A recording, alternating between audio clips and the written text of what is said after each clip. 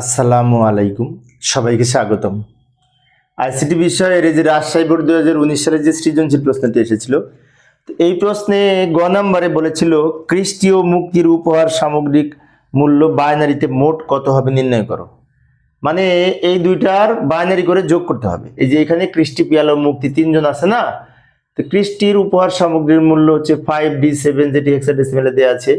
মুক্তির মূল্য উপহারের মূল্য হচ্ছে 3999। এই দুইটা সংখ্যাকে বাইনারি করে বাইনারি যোগ হবে। তো একজন শিক্ষার্থী আমাকে এই প্রশ্নটি সমাধানের জন্য বলেছে, যার কারণে আজকের এই আলোচনা। তো যাই সমাধানের চেষ্টা করি। এই যে লক্ষ্য করি, প্রথমে এটা হচ্ছে হেক্সার সংখ্যা। হেক্সাডেসিমেল থেকে বাইনারি করার জন্য আমরা দুইভাবে করতে পারি। একটা হচ্ছে দশমিক করে নিয়ে সেই দশমিক থেকে বাইনারিতে রূপান্তর করতে পারি, এটা একটা পদ্ধতি। আর আরেকটা পদ্ধতি হচ্ছে দুইটা সংখ্যাকেই সরাসরি বাইনারি করতে পারি। এই যে এটাকে আমরা কি করব, প্রথমে 5D7 লিখে নিলাম। এবার এইগুলোর সমকক্ষ 4 বিট করে বাইনারি মান লিখবো, কারণ হেক্সাডেসিমেল হচ্ছে 4 বিটের কোড। 4 বিট বাইনারি মান লেখার জন্য আমরা এখানে একটি কোডের হেল্প নিতে পারি, সেটা হচ্ছে 8421। 1 1 দ্বিগুণ 2, 2 দ্বিগুণ 4, 4 দ্বিগুণ 8। এদিক থেকে ডাবল হতে হতে 1 থেকে শুরু হবে। এর উৎপত্তি সম্পর্কে অবশ্যই ইতিপূর্বে বলেছি, যেমন 2 পাওয়ার 0, 2 পাওয়ার 1, 2 পাওয়ার 2, 2 পাওয়ার 3, এইভাবে এটা আমরা পাই। 2 এর উপরে পাওয়ার 0 থেকে শুরু করে। যাই হোক, এই কোড ধরে যদি আমরা 5 এর মান বের করতে চাই, তো 5 তো এখানে নাই, কিন্তু এই যে 4 আর 1 যোগ করে 5, তো যে দুইটা যোগ করে 5, ওই দুইটা 1, বাকিগুলো 0। এটা 5 এর মান, 5 এর নিচে লিখবো। এবার ডি এর মান কত হবে? কারণ ডি এর দশমিক মান হচ্ছে 13। তো কোনটা যোগ করে 13 সেটা দেখতে হবে। 8 আর 4 12, আর এই 1 13, এইটা আর এইটা যোগ করে 13 হচ্ছে, আর ওই শেষেরটা যোগ করে 13।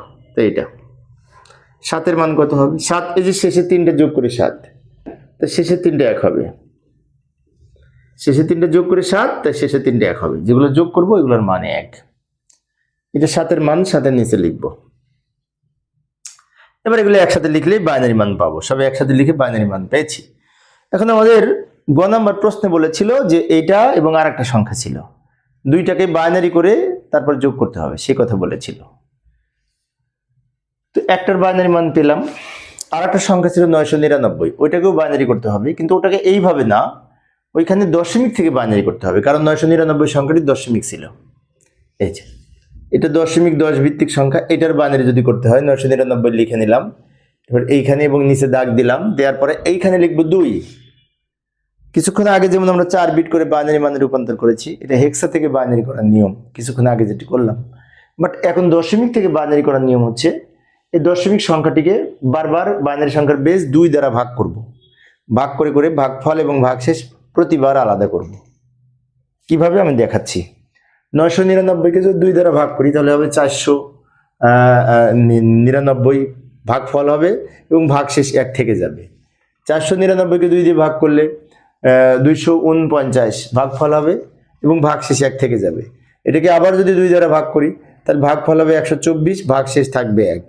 124কে 2 দ্বারা ভাগ করলে ভাগফল 62, ভাগশেষ 0 হবে।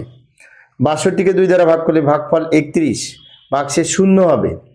31কে 2 দ্বারা ভাগ করলে ভাগফল 15, ভাগশেষ 1 থাকবে। 15কে 2 দ্বারা ভাগ করলে ভাগফল 7, ভাগশেষ 1 থাকবে।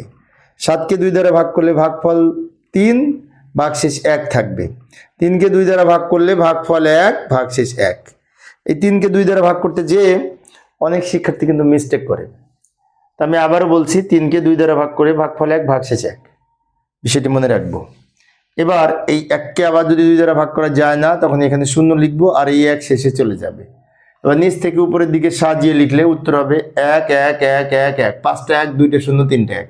এই যে লক্ষ্য করি, এখানে লিখবো 1, এই 1, এই 1, 1 1 1 1 0 0 0 0 1 1 1 1 1 1, ব্র্যাকেট দিয়ে ভিত্তি হিসেবে 2 লিখবো, কারণ বাইনারি সংখ্যার বেজ হচ্ছে 2। এখন দুইটারই বাইনারি করেছি, এবার 2 বাইনারি যোগ করব। যাই যোগ করি। এই যে যোগ করব, প্রথমে যে বাইনারি মানটা পেলাম সরাসরি লিখে দিলাম, দ্রুত লিখে দিলাম সময় সেভ করার জন্য। দ্রুত লিখে দিলাম। এখন এইখানে কিন্তু ক্যারি বিট, সাইন বিট এগুলো আমরা কনসিডার করব না, এগুলো কাউন্ট করব না, কারণ এখানে বলেনি দুইয়ের পরিপূরক পদ্ধতিতে যোগ বা বিয়োগ করো, এমনি নর্মাল যোগ করব। নর্মাল যোগ মানে কি, বাইনারি পদ্ধতিতে এই দুইটা সাজিয়ে লিখে, যে দুইটা বাইনারি মান বের করলাম ওই দুইটা সাজিয়ে লিখে এই ডান দিক থেকে যোগ করতে করতে বাম দিকে চলে আসবো। বাইনারিতে আমরা জানি 1 আর 1 যোগ করে 2 দশমিক সংখ্যায় হয়, 2 এর বাইনারি 10, সেজন্য আমরা বলে থাকি 1 আর 1 যোগ করে 10, 10 এর শূন্য হাতে থাকে 1। এভাবে করলে আমাদের সহজ হয় বুঝতে, সেজন্য ভালো করে লক্ষ্য করি। 1 আর 1 যোগ করে 10, 10 এর শূন্য হাতে থাকে 1, হাতের 1 আর 2টা 1, 3টা 1 যোগ করে 11 এর 1 হাতে থাকে 1, হাতের 1 আর 2টা 1 যোগ করে আবার 3টা 1, 3টা 1 যোগ করে 11 এর 1 হাতে থাকে 1, হাতের 1 এর শূন্যর সাথে যোগ করে 1। এবার হাতে কিছু নাই, হাতে না নাই মানে শূন্য আছে হাতে, হাতে কিছু না থাকলে কিন্তু শূন্য থাকা বোঝাই, ওই যে হাফ অ্যাডার ফুল অ্যাডার যোগ করার সময়, তাই না? যাই হোক, 1 আর 0 যোগ করে 1, 1 আর 0 যোগ করে 1, 1 আর 1 আবার 10, 10 এর শূন্য হাতে থাকে 1, হাতের 1 আর 2টা 1, 3টা 1 যোগ করে 11 এর 1 হাতে থাকে 1, হাতের 1 আর 2টা 1, 3টা 1 যোগ করে 11 এর 1 হাতে থাকে 1, হাতের 1 এর শূন্য সাথে যোগ করে 10, 10 এর শূন্য হাতে থাকে 1, আর এই 1 10, 10 এর শূন্য হাতে থাকে 1, সে 1 বাম দিকে লিখে দিব। ওই যে আবার যেটা বলছিলাম এটা লাস্টে লিখে দিব। এখানে অনেক সময় আমরা যোগ করার পরে ক্যারি বিট, সাইন বিট এগুলো নির্ণয় করি, তাই না? এখানে দরকার নাই, কারণ এটা বলেনি যে 2 এর পরিপূরক পদ্ধতিতে যোগ বিয়োগ করো। 2 এর পরিপূরক পদ্ধতিতে যখন যোগ বিয়োগ করতে বলবে তখন আমরা ক্যারি বিট, সাইন বিট ওগুলো নির্ধারণ করব। প্রিয় শিক্ষার্থী বন্ধুরা, এই ছিল আজকের আলোচনা। আমি শিক্ষার্থীদের অনুরোধে অল্প অল্প করে আলোচনা করি। আর এই বোর্ডের আর বাকি যে প্রশ্নটা আছে আমি দেখে যাই একটু, এই বাকি প্রশ্নের সহ আরো যে সমস্ত বোর্ড প্রশ্ন আছে আমি এতে দিয়ে রাখবো, এই যে ভিডিও ডেসক্রিপশনে লিঙ্ক দিয়ে রাখবো, ওখান থেকে তোমরা দেখে নিতে পারবে বাকি উত্তরগুলি। শুধু এই বোর্ড না, অন্যান্য বোর্ডের উত্তরগুলো দিয়ে রাখবো। পরিশেষে সবাই ভালো থাকবে এবং সুস্থ থাকবে এই কামনায়। খোদা হাফেজ।